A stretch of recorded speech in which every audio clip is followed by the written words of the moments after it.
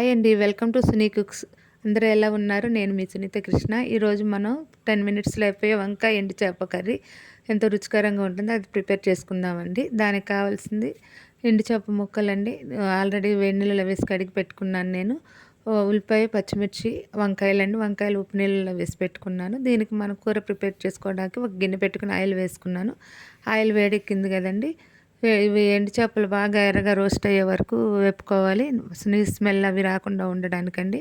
అవి ఎగిపోయినాయండి, తీసేసుకుందాం గిన్నెలోకి సపరేట్‌గా. అదే నూనెలో మనం ఇందాక రెడీ చేసుకున్న ఆనియన్స్ కూడా వేసేసుకుందాము. అవి కూడా బాగా ఎగుతున్నాయి కదండీ! నేను చిన్న ఆనియన్ తీసుకున్నానండి. ఒక 2, 3 పచ్చిమిర్చి తీసుకున్నాను. అవి వేగుతుండగా కొంచెం పసుపు, ఉప్పు కూడా వేసేసుకుందాము. పసుపు వేసానండి. ఉప్పు కూడా, సాల్ట్ కూడా వేసుకుందాము. ఇవి 2 కలిపేసుకుందాం మళ్ళీ. సాల్ట్ వేస్తే మనకి ఉల్లిపాయలు తొందరగా వేగిపోతాయి కదండీ! వేగుతున్నాయి. ఇవాళ ఏ వెజిటబుల్ కూరలైనా ఉల్లిపాయ ఒక్కటే వేసుకుంటే టేస్ట్ బాగుంటుందండి. ఎక్కువ వేసుకున్న కొద్దీ కూర టేస్ట్ తీపి ఎక్కువైపోతుంది. నాన్ వెజ్‌లో ఆటిల్లో అయితే కొంచెం పడతాయి కానీ ఎగ్ అలాంటి వాటిల్లో, వీటిలో అయితే ఇలాంటి కూరల్లో అయితే ఒక్క ఉల్లిపాయ కంటే ఎక్కువ పట్టదు. నేను పావు కేజీ వంకాయలు తీసుకున్నానండి. ఇప్పుడు వంకాయ ముక్కలు కూడా వేసేసుకుందాము. మొత్తం ఒక్కసారి కలిపేసుకుందామండి. మొత్తం ఆయిల్ అంతా వంకాయలకి పట్టేటట్టు.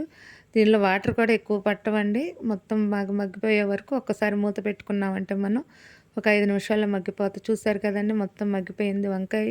ఇప్పుడు దీనిలో మనం మొత్తం మగ్గిపోయిందండి. ఇప్పుడు దీనిలో మనం సరిపడా కారం వేసుకుందాము. పచ్చిమిర్చి వేసాను కాబట్టి కొంచెం కారం చూసుకొని వేసుకోండి. మంట పచ్చిమిర్చి అయితే కారం కొంచెం తక్కువ వేసుకోండి. అవి కొంచెం మంటలేవి అయితే కొంచెం ఎక్కువ వేసుకోండి.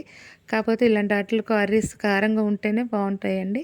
ఇప్పుడు కలిపేసి ఊరికనే ఎండు చేప ముక్కలు ఇందాక పెట్టుకున్నాను కదండీ! అవి కూడా వేసేసుకున్నాను. ఇప్పుడు కొంచెం వాటికి వంకాయలు మునగా నీళ్ళు పోసుకుందామండి. సరిపోతాయి.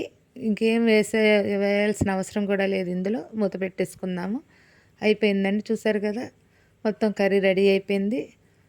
ఆయిల్ పైకొచ్చేసింది. కొంచెం కొత్తిమీర వేసి దించేసుకుందాం. ఇంకా అల్లం వెల్లుల్లి పేస్టులు, మసాలాలు అసలు ఏటి అవసరం లేదండి ఇలాంటి ఈ కర్రీస్‌లో.